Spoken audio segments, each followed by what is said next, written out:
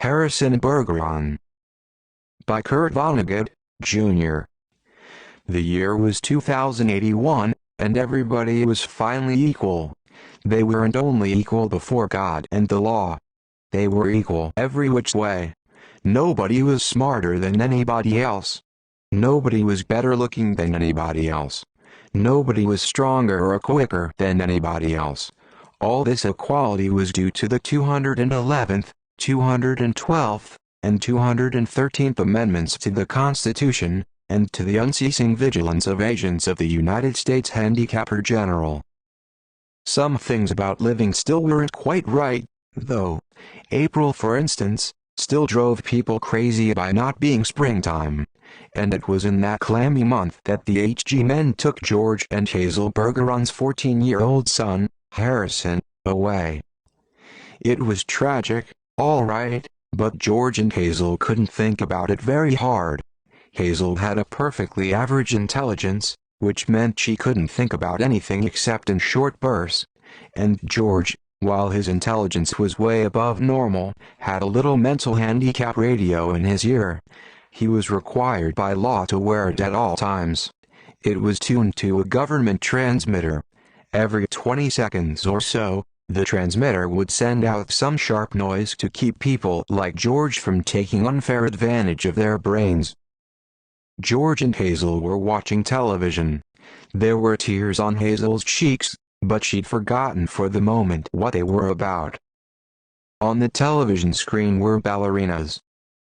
A buzzer sounded in George's head. His thoughts fled in panic, like bandits from a burglar alarm. "That was a real pretty dance, that dance they just did," said Hazel. "Ha," said George. "That dance, it was nice," said Hazel. "Yup," said George. He tried to think a little about the ballerinas. They weren't really very good, no better than anybody else would have been, anyway. They were burdened with sash weights and bags of birdshot, and their faces were masked, so that no one, seeing a free and graceful gesture or a pretty face, would feel like something the cat drug in. George was toying with the vague notion that maybe dancers shouldn't be handicapped. But he didn't get very far with it before another noise in his ear radio scattered his thoughts. George winced. So did 2 out of the 8 ballerinas. Hazel saw him wince. Having no mental handicap herself, she had to ask George what the latest sound had been. "Sounded like somebody hitting a milk bottle with a ball-peen hammer," said George. "I think it would be real interesting, hearing all the different sounds," said Hazel, a little envious. "All the things they'd think up." Said George. "Only, if I was Handicapper General, you know what I would do?" said Hazel. Hazel, as a matter of fact, bore a strong resemblance to the Handicapper General, a woman named Diana Moon Glampers. "If I was Diana Moon Glampers," said Hazel, "I'd have chimes on Sundays, just chimes. Kind of in honor of religion." "I could think, if it was just chimes," said George. "Well, maybe make 'em real loud," said Hazel. "I think I'd make a good Handicapper General." "Good as anybody else," said George. "Who knows better than I do what normal is?" said Hazel. "Right," said George.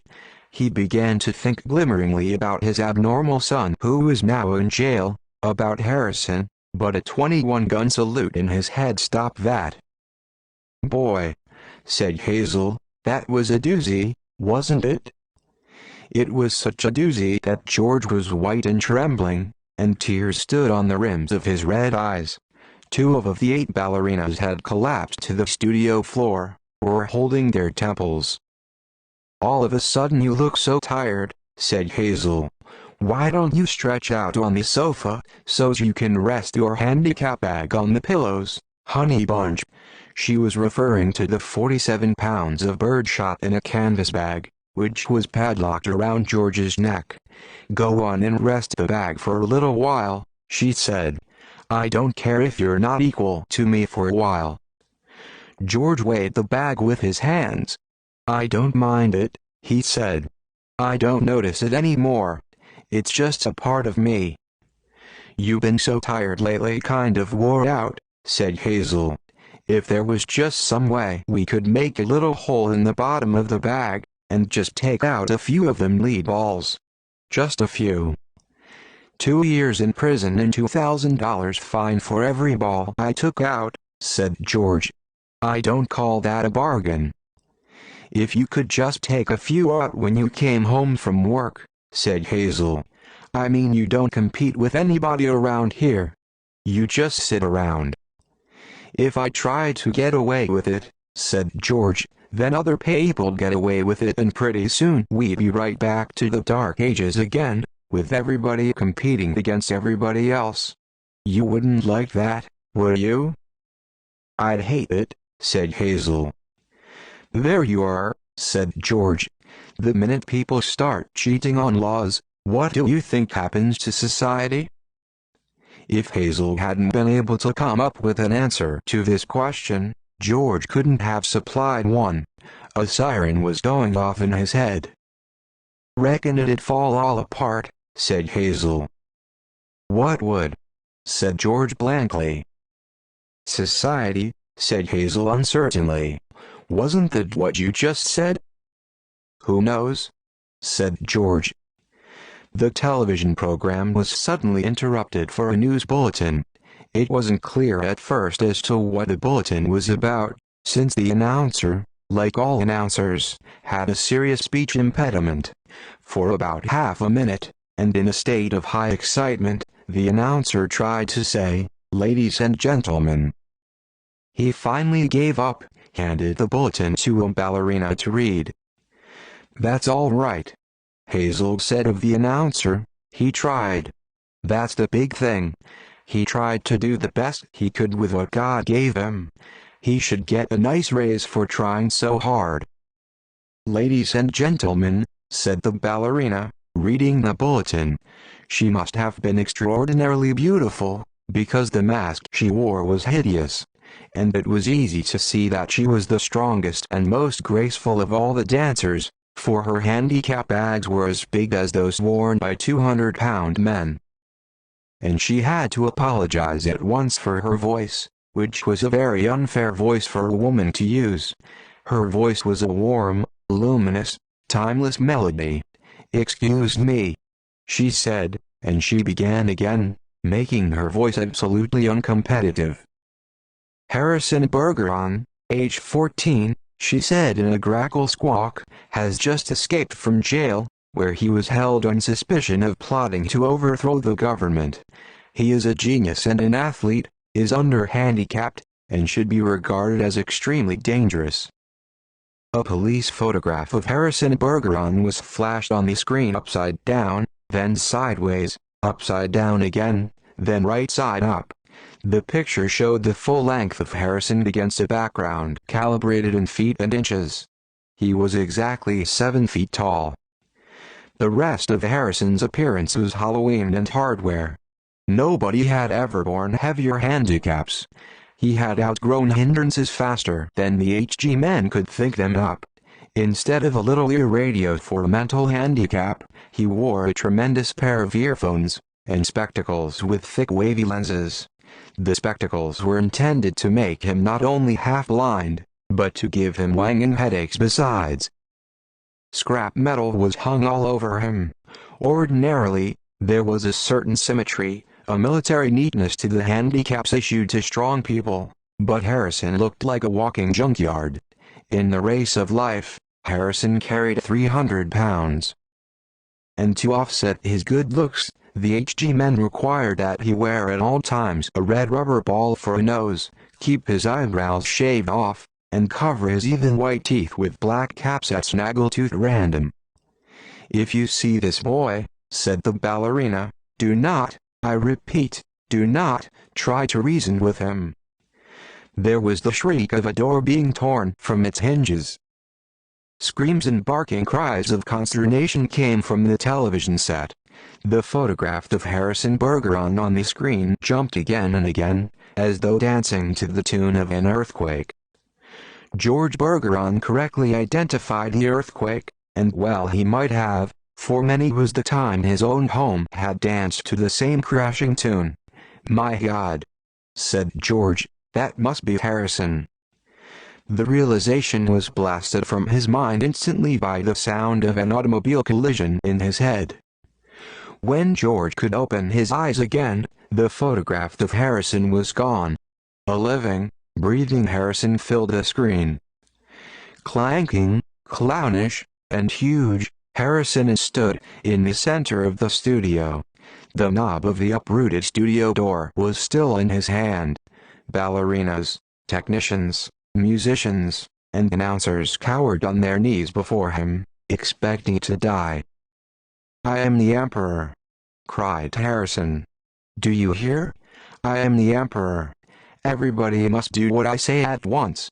He stamped his foot and the studio shook. "Even as I stand here," he bellowed, "crippled, hobbled, sickened, I am a greater ruler than any man who ever lived. Now watch me become what I can become." Harrison tore the straps of his handicap harness like wet tissue paper, tore straps guaranteed to support 5,000 pounds. Harrison's scrap iron handicaps crashed to the floor. Harrison thrust his thumbs under the bar of the padlock that secured his head harness. The bar snapped like celery. Harrison smashed his headphones and spectacles against the wall. He flung away his rubber ball nose, revealed a man that would have awed Thor, the god of thunder.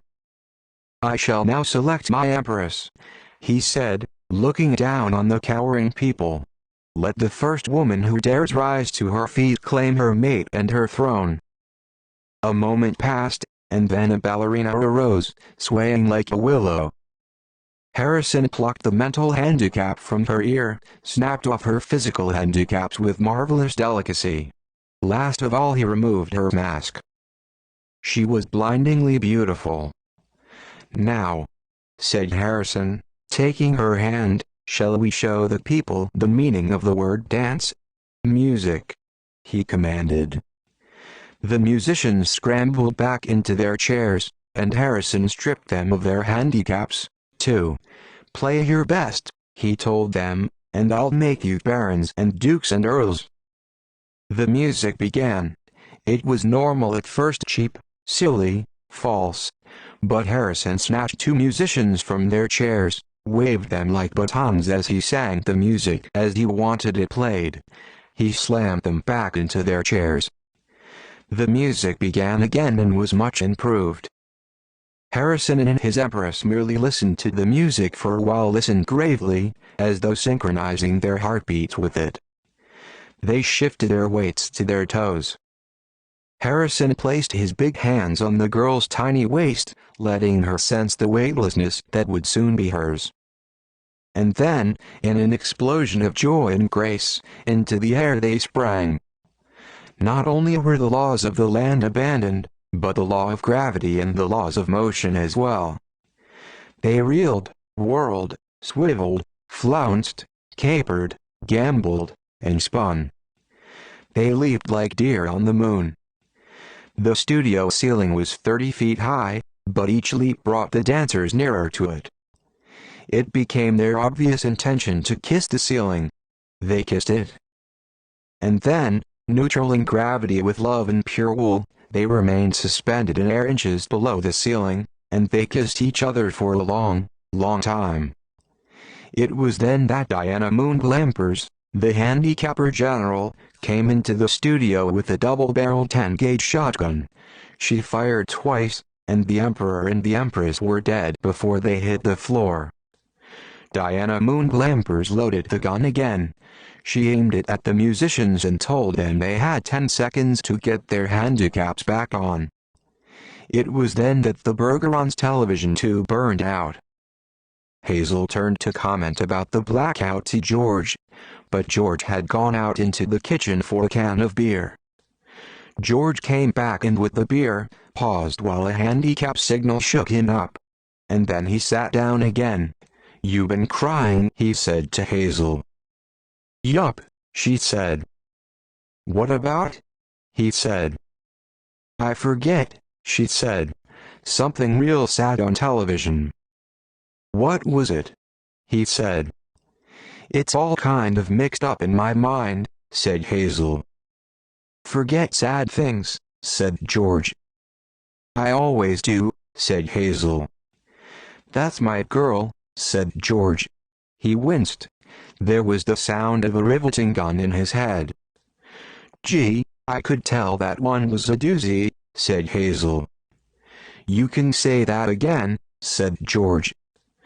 Gee, said Hazel, I could tell that one was a doozy. Harrison Bergeron is copyrighted by Kurt Vonnegut, Jr., 1961.